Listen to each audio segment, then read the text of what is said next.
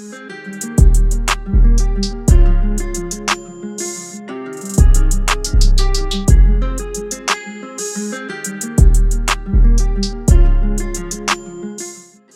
Hello student, hello everyone. Now আজকে প্র্যাকটিক্যালের মাধ্যমে আমরা একটা হচ্ছে ইন্ডিকেটর নেব এবং এই ইন্ডিকেটরটা সাধারণত হচ্ছে কেমিক্যাল ইন্ডিকেটর। ওকে, কারণ এর আগে আমরা ন্যাচারাল ইন্ডিকেটর দেখেছি যেটা পিএইচ পেপার হচ্ছে হিসেবে ব্যবহার হয়। তো আজকে আমরা যেটা নেবো সেটা হচ্ছে একটা কেমিক্যাল ইন্ডিকেটর।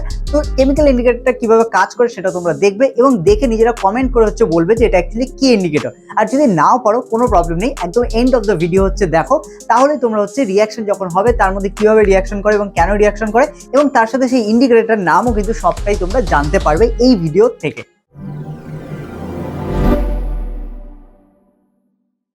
তো স্টুডেন্ট, এখানে আমরা ফার্স্ট নিয়ে নেবো হচ্ছে ভিনিগার। তো দেখো আমাদের বিকার বা কনিক্যাল ফ্ল্যাক্স যেটা আছে এর মধ্যে আমরা কিছুটা ভিনিগার হচ্ছে অ্যাড করে নিলাম, ঠিক আছে। তো দেখো এখানে আমাদের যেটা নেওয়া হলো এটা হলো ভিনিগার, আর ভিনিগার হচ্ছে আমাদের হালকা বা মৃদু হচ্ছে অ্যাসিড বা হচ্ছে আম্লিক ধরনের, ঠিক আছে। তো এর মধ্যে আমরা এই যে হচ্ছে সলিউশনটা আছে, ঠিক আছে, বা এই যে আমাদের রিয়েজেন্ট এটাকে আমরা অ্যাড করব। তো দেখো এর কিন্তু কোনো বর্ণের পরিবর্তন হচ্ছে না, ঠিক আছে। আমরা মোটামুটি যতটা নিয়েছিলাম সবই অ্যাড করে দিলাম, কিন্তু তারপরে এর কিন্তু কোনো রকম বর্ণের পরিবর্তন হলো না, দেখতেই পাচ্ছ। এটা বেসিক্যালি কিন্তু যেমন সাদা ছিল তেমনই হচ্ছে আছে, মানে সাদা বললে ভুল হবে, ট্রান্সপারেন্ট। ওকে, নাও তো এবার আমরা হচ্ছে সেকেন্ড যে সেটআপটা করবো সেটা হচ্ছে আমরা এবার হচ্ছে আমাদের পাত্রের মধ্যে কোনো রকম যদি অ্যাসিড নেই, তো এবার আমরা এক কাজ করি, এর মধ্যে কিছুটা জল দিয়ে হচ্ছে একটা বেসিক সলিউশন তৈরি করে নিই। তো দেখতে পাচ্ছ আমরা কিছুটা এখানে জল নিয়ে নিয়েছি। এবার বেসিক সলিউশন, বেসিক্যালি জলের মধ্যে আমরা কি করবো, এখানে চুন হচ্ছে মেশাবো, ঠিক আছে। তো এখানে আমরা দেখতেই পাচ্ছি এখানে আমরা চুন নিয়েছি একটা পেট্রি ডিশে কিছুটা। তো এই চুনটাকে আমরা এর মধ্যে হচ্ছে মেশালেই কিন্তু এটা আমাদের বেসিক সলিউশন তৈরি হয়ে যাবে, ঠিক আছে, বেস হয়ে যাবে এটা। তো নাও এবার চুন জলটাকে আমরা আবার একটু হচ্ছে ঝাঁকিয়ে নিই, ঠিক আছে। তো ঝাঁকিয়ে নেওয়ার পরে আমরা কি করবো, এই যে ইন্ডিকেটরটা আছে এটা আমরা এর মধ্যে 1 ফোঁটা করে অ্যাড করবো, ঠিক আছে। দেখো ফার্স্ট আমরা 1 ফোঁটা অ্যাড করলাম, দেখো কালারটা কি তাড়াতাড়ি চলে আসলো, ঠিক আছে।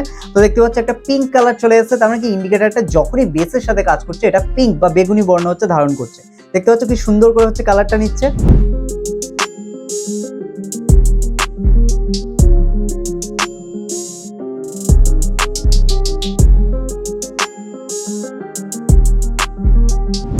তো স্টুডেন্ট এখানে দেখো আমরা যখন বেস সলিউশন নিয়ে নিচ্ছি তার কালার দেখো কতটা চেঞ্জ হয়ে গেছে, পুরোপুরি কিন্তু পিঙ্ক হয়ে গেছে। যত অ্যাড করেছি এই কালারটা তত গাঢ় হয়েছে, কিন্তু যখন আমরা অ্যাসিড নিয়েছিলাম মানে মৃদু অ্যাসিড নিয়েছিলাম তখনও কিন্তু এর কালারে কোনো পরিবর্তন আসেনি।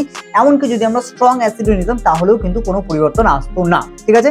এবার তোমাদেরকে আমি বললাম যারা যারা এই প্র্যাকটিক্যালটা এখন পর্যন্ত দেখলে তারা হচ্ছে কমেন্ট করে জানাও এই যে ইন্ডিকেটরটা নেওয়া হলো এই ইন্ডিকেটরটার নাম কি। তো এখানে ইন্ডিকেটরটার নাম কি সেটা জানার আগে অবশ্যই তোমাদের একটা জিনিস জানতে হবে, সেটা হচ্ছে আমাদের বেশ কিছু ইন্ডিকেটর আছে যারা অ্যাসিড এবং ক্ষার দুটোকে হচ্ছে কিন্তু চিনে আলাদা করতে পারে তাদের বর্ণের দ্বারা, ঠিক আছে। কিন্তু এখানে এই যে ইন্ডিকেটরটা নেওয়া হয়েছে এটা সাধারণত হচ্ছে অ্যাসিডের বর্ণের কোনো পরিবর্তন হয় না, কিন্তু ক্ষারের সাথে এরা যে কোনো ক্ষারকে কিন্তু এরকম পিঙ্ক আকার বা গোলাপি বর্ণে হচ্ছে পরিবর্তন করে দিতে পারে। তো এখান থেকে আমরা বলতে পারি এখানে এই যে ইন্ডিকেটরটা আমরা ব্যবহার করছি এটা হচ্ছে আমাদের ফেনপথেলিন।